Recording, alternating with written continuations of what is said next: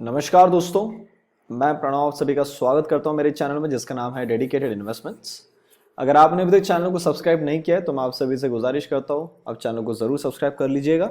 उसके बाजू में आपको बेल आइकन मिलेगी तो आप उसको भी प्रेस कर लीजिए तो आपको टाइम टू टाइम नोटिफिकेशंस आते रहेंगे। तो जितने भी दर्शक मेरे चैनल को पहले से देखते हुए आ रहे हैं उन सभी को पता है कि मैं रोज Nifty as well as bank Nifty related videos आप सभी के सामने लेके आने की पूरी कोशिश करता हूं। तो कुछ मैं ऐसा वीडियो लेके आ रहा हूं कि कल that is on 14th of सितंबर हमें क्या कुछ लेवल्स नजर आ सकती है in Nifty as well as in bank Nifty. उसके पहले ज़रा देखते हैं जो हम लोगों ने फ्राइडे वाली दिन के लिए वीडियो बनाया था उसके हिसाब से मार्केट ने फ्राइडे वाले दिन किस प्रकार का मूवमेंट दिया है और अभी किस जगह पे आके अपने को क्लोजिंग देखने को मिली है।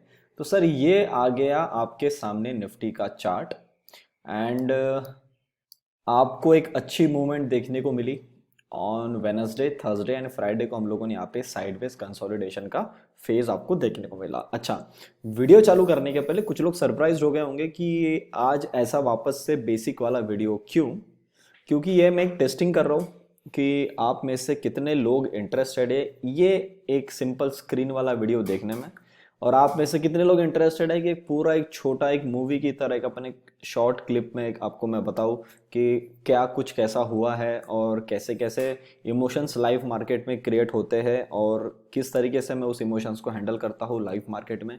और जो कुछ भी होता है वो तो सारा आपके सामने वहाँ पे रिकॉर्ड हो ही जाता है और वो डायरेक्ट क्लिप उठा के मैं वहाँ पे डाल देता हूँ। तो एटलीस्ट आपको भी उससे समझ में आए कि अगर आपकी स्ट्रैटेजी पे आपको विश्वास है, अगर आपको आपके जो ढूंढे हुए कुछ फंडामेंटल्स है कुछ तरीके हैं चार्ट ट्रेडिंग पे आपको विश्वास है तो आपको डरने की कोई बात नहीं है, क्योंकि आपको पता है at the end of the year आप प्रॉफिट में ही निकलोगे। भले ही आप वो कितने भी आपके स्टॉप लॉस कट जाए और क्योंकि आपके रिस्क रिवॉर्ड जो रेशियो है रिस्क मैनेजमेंट मनी मैनेजमेंट आपका सही चल रहा है। तो इसलिए मैं ये बैक टू बेसिक वीडियो लाया हूँ, ये आज के दिन के लिए है और थोड़ा सा मुझे काम है जल्दी में तो इसलिए मैं आपके लिए भी वापस वीडियो ला रहा हूँ। तो आप जो कमेंट सेक्शन में बोलोगे वैसा आपके लिए वापस से वीडियो आएगा। वैसे 95% लोगों ने यही बोला है कि सर आप जो पिछले 3-4 दिन से प्रॉपर वीडियो के फॉर्मेट में डाल रहे थे डेली रूटीन के साथ में वैसा डालिए, अच्छा लग रहा है, पर मैं इसमें आपके प्रॉपर जेन्युइन रिव्यू जानना चाहता हूँ। ठीक है, तो हाँ, ड्यूरिंग सैटरडे एंड आज का दिन संडे सबसे ज़्यादा तो क्वेश्चन मुझे है कि सर सेबी का कुछ नया रूल आया है रिलेटेड टू म्यूचुअल फंड, आप मुझे एक बार थोड़ा बताइए। तो मैंने इसको भी देखा है और मैं इसको पूरा पढ़ा मैंने सर्कुलर को, तो मैं आपको थोड़ा बता दूं कि पहले ये कुछ आया है related to asset allocation of the multi cap funds. Multi cap funds का मतलब ये होता है कि आपके पास मिड कैप स्मॉल कैप और लार्ज कैप इन तीनों का कॉम्बिनेशन में आपके पास स्टॉक होने चाहिए। तो आप उसको एक मल्टी कैप फंड दिखा के आप लोगों से पैसा ले सकते हो, लोग उसको देख के पैसा लगाते थे। अभी तक क्या था कि इस वाले फंड में आई थिंक 58 to 63% या 65 मतलब 60-65% के आसपास लेके चलो कि यहाँ पे ये सेबी का पहले नॉर्म था कि आपके पास में इतना इतना जो है इस परसेंटेज के हिसाब से आपके पास लार्ज मिड एंड स्मॉल होना चाहिए। अब क्या हो गया है कि ये रूल नए रूल आने के कारण इसने 25-25% सबको दे दिया, मतलब 75% जो है वो घूम फिर के आपके पास मतलब 25% minimum large cap mid cap and small cap होना चाहिए।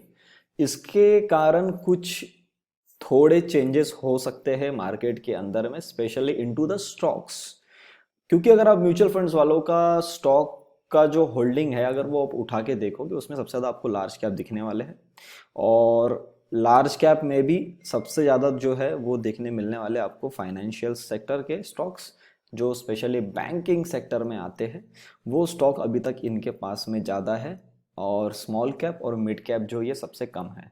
अब मेरा रिसर्च क्या बोलता है इस वाली न्यूज़ को लेके, इससे ज़्यादा कुछ फर्क नहीं पड़ेगा in term of Nifty and bank Nifty. Bank Nifty में थोड़ा सा फर्क पड़ सकता है क्योंकि इन लोगों को क्या करना पड़ेगा कि यहाँ पे जो आपने सबसे ज़्यादा होल्डिंग है लार्ज कैप वाली इसमें से आपको कुछ स्टॉक बेचना पड़ेगा, क्योंकि आपके पास तो ये तीनों का कॉम्बिनेशन है।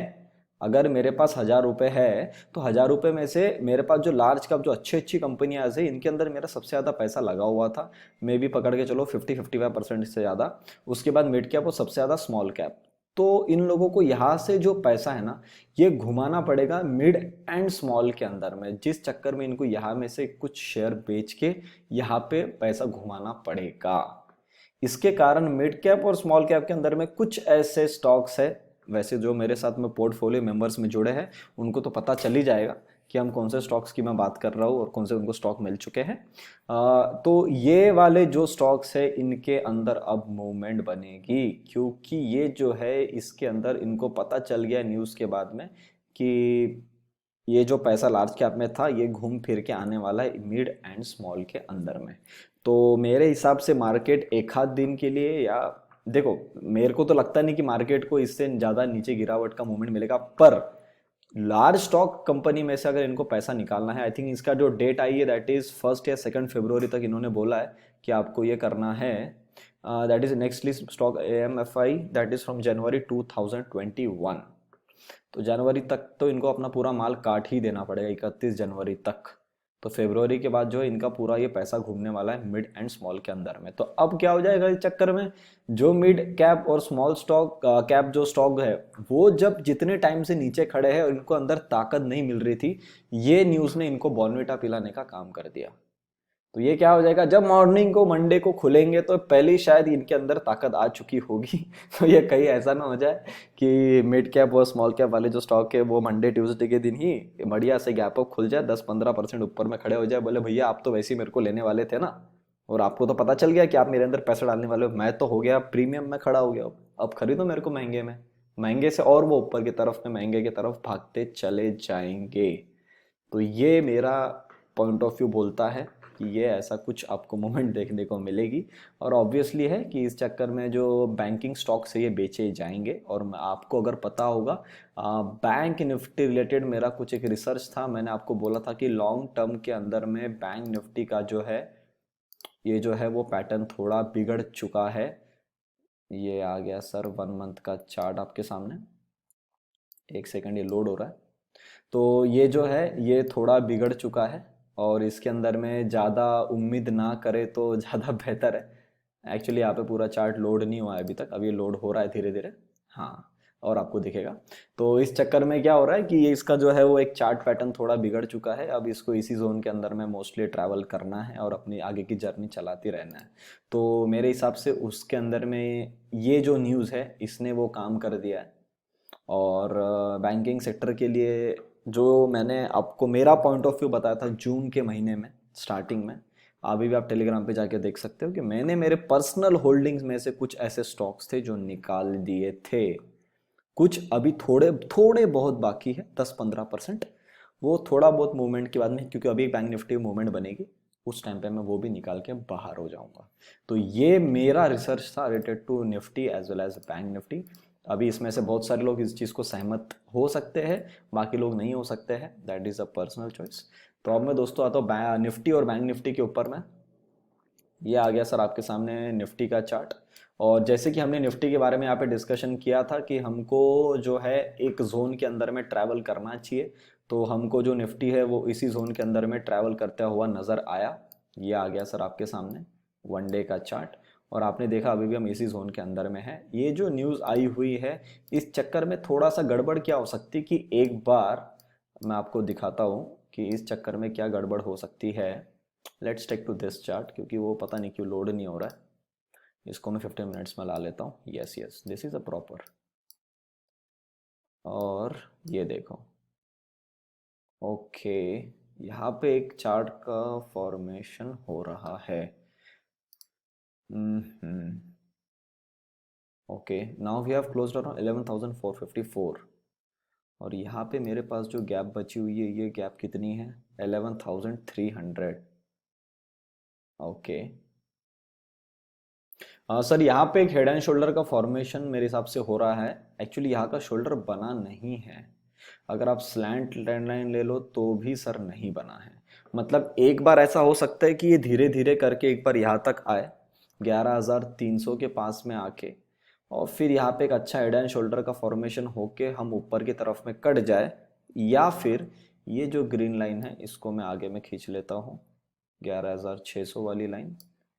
इसको अगर आपने यहाँ से ऊपर की तरफ में धीरे धीरे करके काटा तो भी यहाँ पे एक अच्छा ओवरऑल पैटर्न फॉर्मेशन हो रहा है, वो पैटर्न भी यहाँ पे राउंडिंग वाला काम कर सकता है। तो देखते हैं अभी ये कैसा फॉर्मेशन देता है मंडे वाले दिन। मेरे हिसाब से मंडे ट्यूसडे तक मैं कोई मेरे मन की नहीं चलाऊंगा। जैसे आपको पता है मैंने इस टाइम पे आपको बोला था मार्केट को जो करना है हम पहले करने देंगे, उसके बाद हम अपना काम करेंगे। एक्सपायरी वाले दिन की बात आपको याद होगी। तो सेम चीज़ मैं आपको आज यहाँ बताना चाह रहा हूँ कि मंडे के दिन मैं थोड़ा ओपनिंग के लिए वेट करना चाहता हूँ, क्योंकि जो सेबी वाली न्यूज़ आई है, सीधी बात है कि जब आपके पास इतना पैसा है और जब आपको इतना पैसा वहां पे घुमाना है, तो शायद ये थोड़ा ज़्यादा टाइम मांग सकते हैं, या फिर इनका जो परसेंटेज वाला जो इन्होंने अभी सेबी ने डाला, वैसे तो सेबी ने एक बार जो डिक्लेयर कर दिया मेरे हिसाब से ज़्यादा बार चेंज करती है नहीं, पर अगर इनका म्यूचुअल फंड वालों की थोड़ी ज़्यादा रिक्वेस्ट हुई, ज़्यादा गुजारिश हुई, तो इस चक्कर में ये थोड़ा आगे पीछे कर सकते हैं। तो उस चक्कर में मैं थोड़ा वेट एंड वॉच करूंगा मंडे ट्यूसडे को, कि अगर उस चीज़ को निफ्टी मार्केट उसको अगर रिएक्ट करता है, तो मेरे हिसाब से थोड़ा सा एक बार नीचे आएंगे, क्योंकि ऑब्वियस सी बात है थोड़ी बहुत सेलिंग होगी इसके अंदर में। तो वो जो सेलिंग के चक्कर में इसको भी, निफ्टी को भी फर्क थोड़ा सा पड़ेगा, और ज़्यादा नहीं पड़ेगा, 150-200 पॉइंट की थोड़ी गिरावट आ सकती है। अभी 500 के आसपास चल रहा है, 300 या ये जो गैप बची मेरे हिसाब से यहाँ तक आ जाएगा, तो क्या हो जाएगी, ये वाला जो पैटर्न है यहाँ पे वापस से फॉर्म हो जाएगा, तो एक अच्छा अपने को यहाँ से भागने के लिए मूवमेंट बन जाएगी। तो मंडे के दिन कुछ मत करना until and unless we are not holding about 11,515। अगर होता है तो ऊपर में 11,600 है, अगर किसी कारण से नीचे आते तो अगर 11,300 तक हम नीचे आते हैं तो कोई टेंशन वाली बात नहीं है, ये नीचे का आप टारगेट लगा के रख सकते हो। बाकी जो मंडे ट्यूसडे के बाद जो अच्छा एक फॉर्मेशन बनेगा कि यहाँ से हम कंटिन्यू करके ऊपर चलते हैं या एक बार हम नीचे आके फिर ऊपर चलते हैं, तो वो अपने को फर्दर डिसीजन लेने के लिए हेल्प करेगा। तो मैंने आपको निफ्टी के बारे में जो भी लेवल थी सारी की सारी निफ्टी की लेवल्स आपको बता दी। फ्राइडे वाले दिन मैं अवेलेबल नहीं था, फ्राइडे वाले दिन हम लोगों ने कोई ट्रेड किए नहीं, और अगर आप बैंक निफ्टी का चार्ट देखो तो निफ्टी और बैंक निफ्टी का उस दिन कुछ ज़्यादा मूवमेंट बनी भी नहीं है, तो उस चक्कर में that was also consider as a no trading day. तो अब दोस्तों मैं देख लेता हूँ बैंक निफ्टी का। उसके पहले बाकी जो लोग बैंक निफ्टी पेड कॉल्स के लिए इंटरेस्टेड है, आप डायरेक्टली मुझे कॉल या व्हाट्सएप कर सकते हैं ऑन द नंबर 8788971248। अपने चार्जेस है 4,500 रुपीज़ मंथली। जिन लोगों ने एंजल ब्रोकिंग में अकाउंट ओपन किया है हमारे लिंक के थ्रू, उनके लिए डायरेक्टली 10% ऑफ है, दैट इज 4050 मंथली। अगर आप एंजल ब्रोकिंग में अकाउंट ओपन करना चाहते हैं बिल्कुल कर सकते हैं, उसका लिंक मैंने डिस्क्रिप्शन बॉक्स में दे दिया, उस पर जाकर डायरेक्टली क्लिक करिए, नाम नंबर लिख के सबमिट कर लीजिएगा, आपका ओपन अकाउंट हो जाएगा। उसके लिए अपना कोड है PSNSR।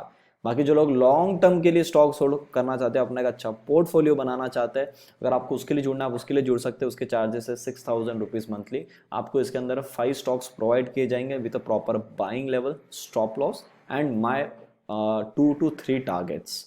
ठीक है, अब दोस्तों मैं बात कर लेता हूँ बैंक निफ्टी की। तो बैंक निफ्टी ने जो है मेरे हिसाब से डेली बेसिस पर अगर आप देखोगे बहुत अच्छा फॉर्मेशन किया है यहाँ पे, और यहाँ से ये मेरे हिसाब से भागने के लिए रेडी है। और इस चक्कर में अगर निफ्टी भागे, बैंक निफ्टी भागी, तो याद रखना कि उस चक्कर में निफ्टी भी भागेगा, निफ्टी उसको साथ देगा। मेरा हिसाब से अब यहाँ से जब हम ऊपर आएंगे तो आपको पता होगा ये मैंने ब्लू लाइन बना के रखी है। कब की बनाई है, जब हम इसी जोन के आसपास जब गिरे थे उसी टाइम पे मैंने आपको ये ट्रेंड लाइन ड्रॉ किया, तो मैंने बोला था आपको अगली बार ये ट्रेंड लाइन काम करेगी। तो अब जो है अगर यहाँ से हम बाउंस लेते तो मेरे हिसाब से हम लोगों ने आने वाले टाइम में कभी भी फिर हम यहाँ पे थोड़ा टाइम स्पेंड करके ऊपर चले या डायरेक्ट चले, एक बार इस ब्लू लाइन के पास में आना चाहिए। द टारगेट इज 24,000 अभी के हिसाब से, जहाँ पे हमने आज क्लोजिंग किया है द टारगेट कम्स अराउंड 24,150 या 24,200 ले सकते हैं। पर अब हमको इंट्राडे के अंदर में कौन सी लेवल का ध्यान रखना है, यहाँ पे खुद को ये संभाल रहा है, बस ये लेवल कट जाए ऊपर में, दैट इज 22,680 के ऊपर है, 22,700 के ऊपर हम किसी भी टाइम होल्ड करने की कोशिश करते हैं, तो मेरे हिसाब से आपको उसके अंदर में 200 से 300 पॉइंट की मूवमेंट बनते हुए दिखनी चाहिए। दैट इज अराउंड 23,000 आपका पहला टारगेट है, ज़्यादा खींच लिया तो 23,100। अगर नीचे की तरफ में आते पलट के, तो किसी भी टाइम पे अगर हमारा ये लो कटता है दैट इज 22,200, तो एक बार हम इस लो को टेस्ट करने आ सकते हैं, दैट इज 22,000 या 22,100 के आसपास, या ज़्यादा नीचे गिरते तो 22,000 तक। बाकी फ्राइडे वाली रेंज में निफ्टी और बैंक निफ्टी दोनों काम करता है, तो नो ट्रेड, क्योंकि इस जोन के अंदर में ट्रेडिंग सेटअप थोड़ा गलत है। तो बस ये आप तक मुझे न्यूज़ पहुंचानी थी। तो उम्मीद करता हूं जो भी लेवल आप सभी के सामने मैंने लाया आपको अच्छी लगी, तो प्लीज़ वीडियो को लाइक बटन जरूर दबाइए, दोस्तों से वीडियो को जरूर शेयर करिएगा। आपको लगता है आपके फैमिली फ्रेंड सर्कल किसी के लिए वीडियो इंपॉर्टेंट है, उन तक वीडियो को जरूर शेयर करिएगा। अभी तक चैनल को देख रहे, चैनल को सब्सक्राइब नहीं किया तो प्लीज़ चैनल को जरूर सब्सक्राइब कर लीजिएगा। आप अपना विचार जरूर बताइए कि ये वाला वीडियो मैं जो बना रहा हूँ ये आपके लिए ज़्यादा बेहतर है या जो मैं पहले आपके लिए अभी 2-3 दिन से डाल रहा था वो बेहतर है। तब तक के लिए देखती रहे डेडिकेटेड इन्वेस्टमेंट्स। मिलते हैं बहुत ही जल्द अगले वीडियो में।